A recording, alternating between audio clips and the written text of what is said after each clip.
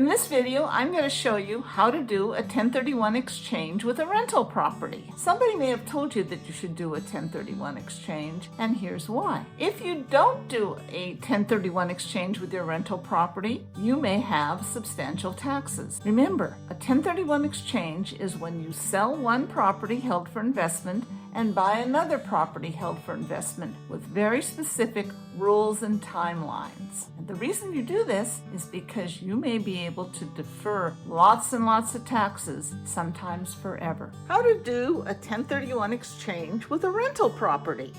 First of all, you need to talk with your accountant.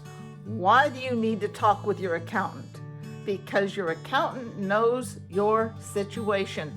The accountant knows your tax returns. They know if this rental property has been depreciated or what your tax implications must be. Once you know your tax situation and you had an okay from your accountant, then it's time to get ready to sell your property and also to buy a property. How do you get ready to sell? 1, you may want to tell your tenant. 2, you may want to prepare something with the property. 3, obviously, you talk to your real estate agent and understand the value. Now, how do you decide how to buy? How do you prepare to buy? One of the things you should be doing is starting to look at alternative properties that you might be interested in and to check financing, because you will have to balance the same financing that you have on your property you're selling with the property you're buying. You're going to be moving up. Well, you might even be moving even, but probably up. That's one of the intents that you probably will have. Next, you will sell your rental and you'll be shopping properties to buy. Shop them long in advance so that you don't have a problem when it's time to designate your property during the 45-day designation period. It is absolutely crucial that the funds from the sale of your property goes directly to a qualified intermediary.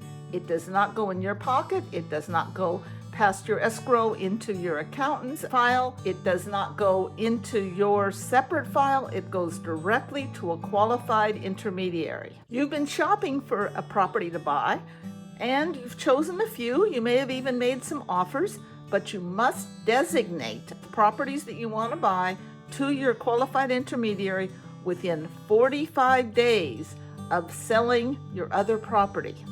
This is crucial. It's not something that you can change. It is a must-do. The next thing you do is contract to buy your new property. And you may want to buy more than one, but you want to do your contract early enough so that you can find out if there's anything wrong with the property that might preclude you from buying it. When you're ready to close on the property you're buying, what you're going to do is authorize your qualified intermediary to send the funds directly to the new property, to close the new property, because you can't send those funds.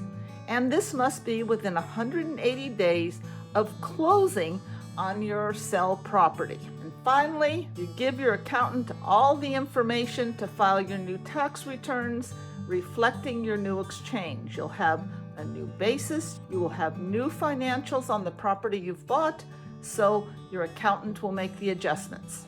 Oh, and if we haven't met, my name is Maxine Golden. I'm a long-time real estate broker. I started this channel for people like you because I believe that you deserve the same tax breaks as the big investors. And the law says you deserve them. And if you don't believe me, ask your accountant and ask the IRS. They'll tell you the same thing. So keep informed on how to do your 1031 exchange by hitting the subscribe button. I will see you in the next video.